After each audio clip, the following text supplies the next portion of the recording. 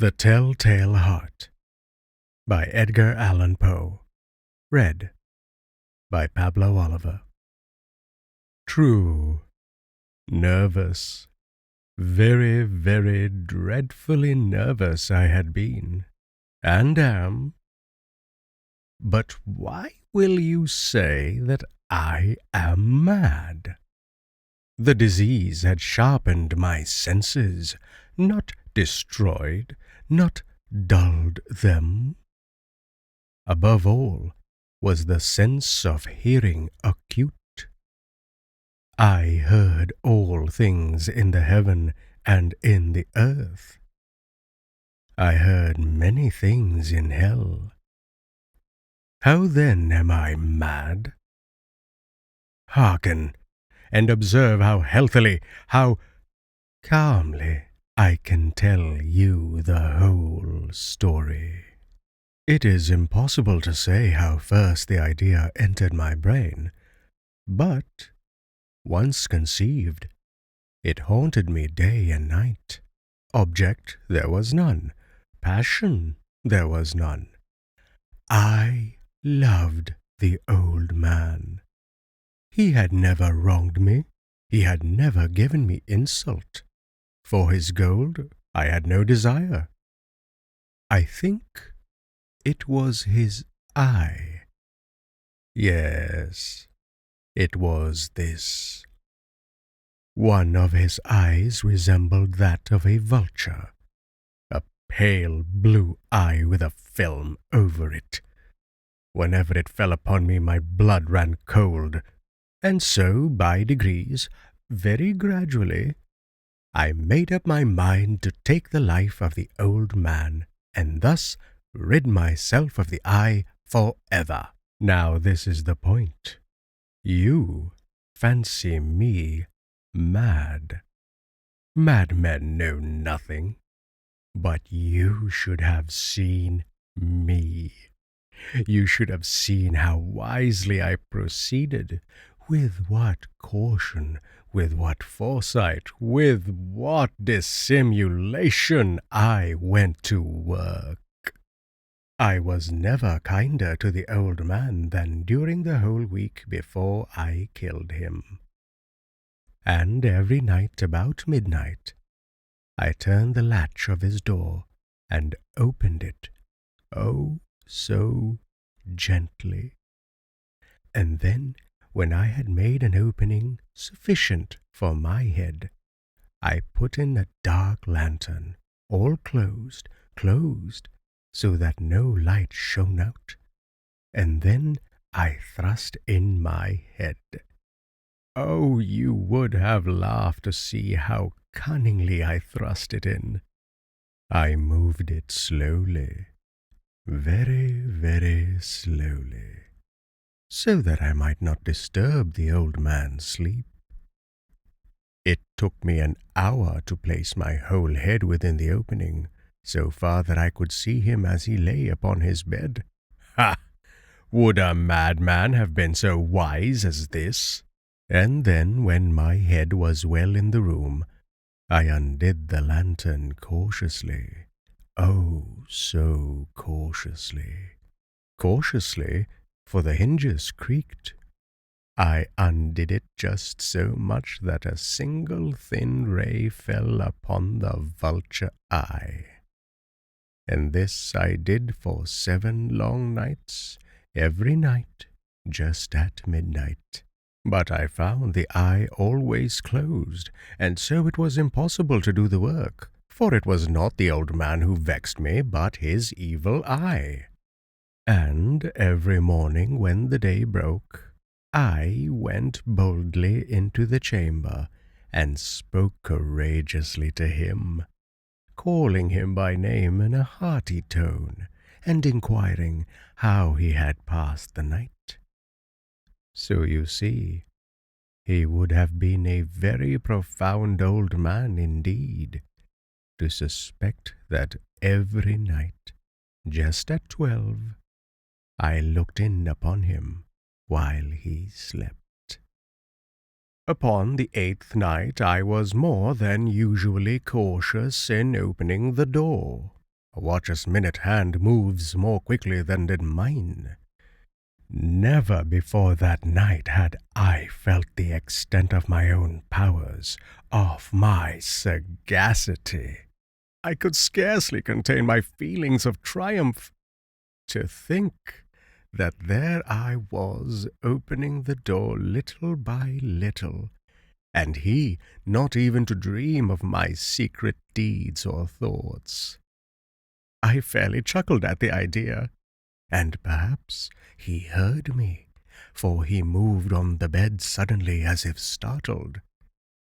Now you may think that I drew back, but no. His room was as black as pitch with a thick darkness, for the shutters were close fastened through fear of robbers. And so I knew that he could not see the opening of the door, and I kept pushing it on steadily, steadily.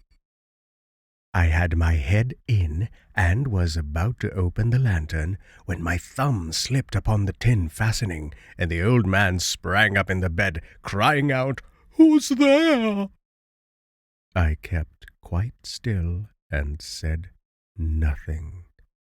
For a whole hour I did not move a muscle. And in the meantime I did not hear him lie down. He was still sitting up in the bed, listening, just as I have done night after night, hearkening to the death watches in the wall. Presently I heard a slight groan, and I knew it was the groan of mortal terror.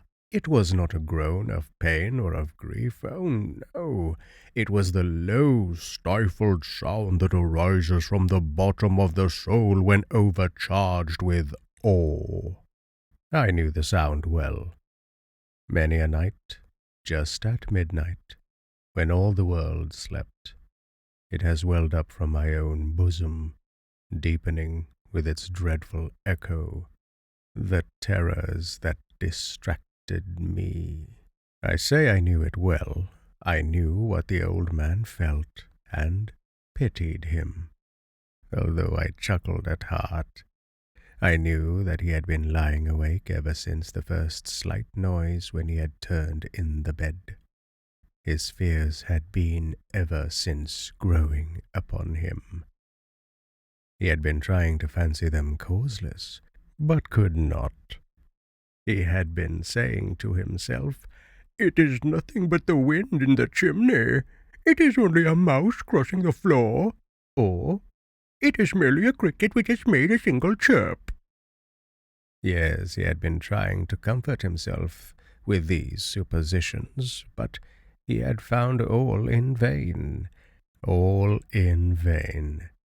Because death in approaching him had stalked with his black shadow before him and enveloped the victim.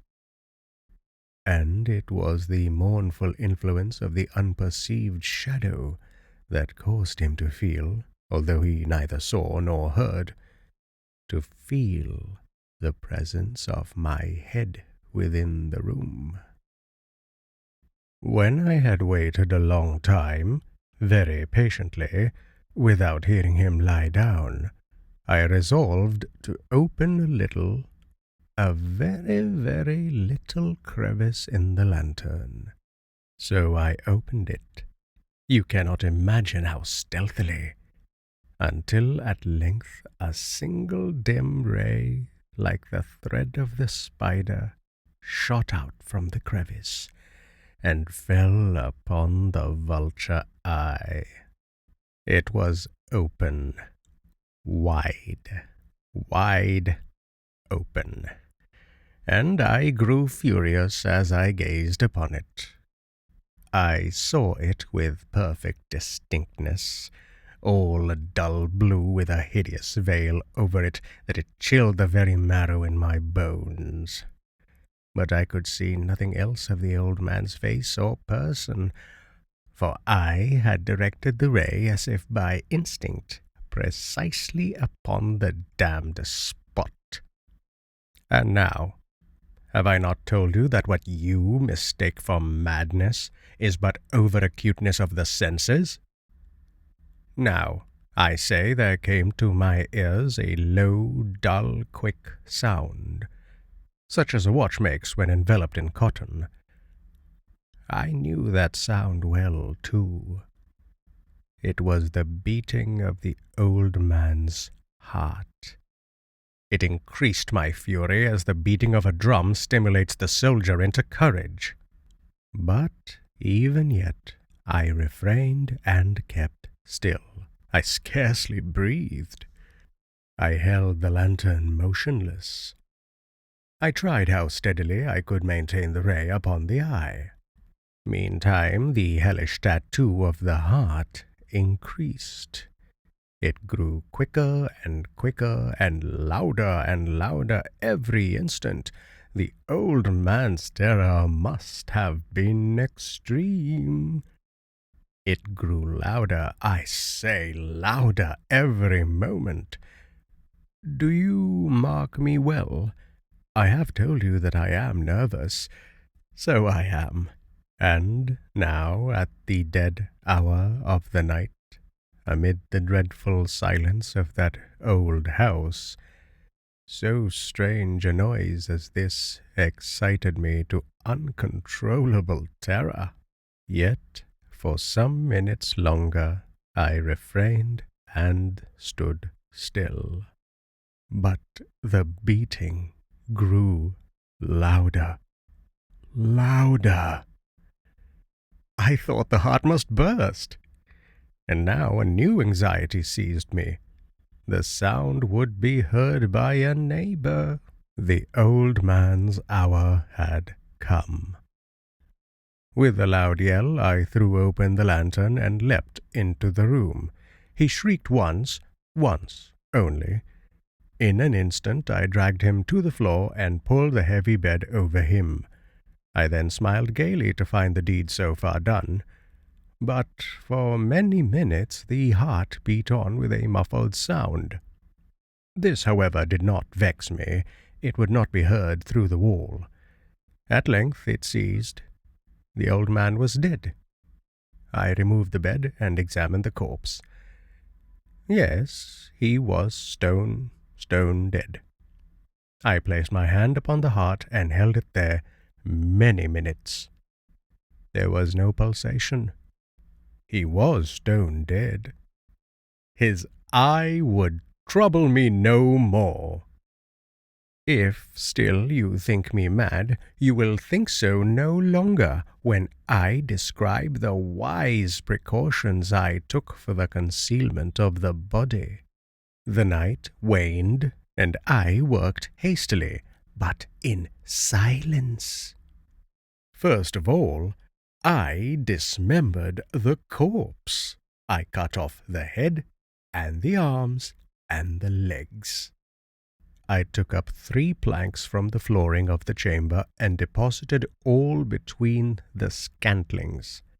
I then replaced the boards so cleverly, so cunningly, that no human eye, not even his, could have detected anything wrong. There was nothing to wash out, no stain of any kind, no blood spot whatever. I had been too wary for that. When I had made an end of these labors, it was 4 o'clock, still dark as midnight. As the bell sounded the hour, there came a knocking on the street door. I went down to open it with a light heart, for what had I now to fear? There entered 3 men, who introduced themselves with perfect suavity as officers of the police. A shriek had been heard by a neighbor during the night. Suspicion of foul play had been aroused. Information had been lodged at the police office, and they, the officers, had been deputed to search the premises. I smiled. For what had I to fear? I bade the gentleman welcome. The shriek, I said, was my own in a dream.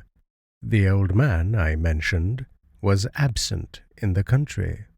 I took my visitors all over the house.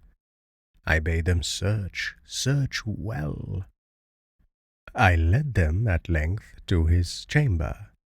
I showed them his treasures, secure, undisturbed.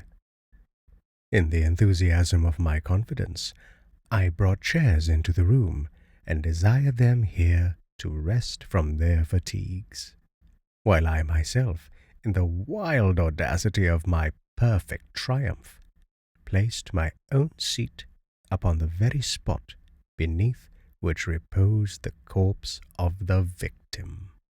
The officers were satisfied. My manner had convinced them. I was singularly at ease. They sat, and while I answered cheerily, they chatted of familiar things. But ere long I felt myself getting pale, and wished them gone. My head ached, and I fancied a ringing in my ears, but still they sat and still chatted. The ringing became more distinct.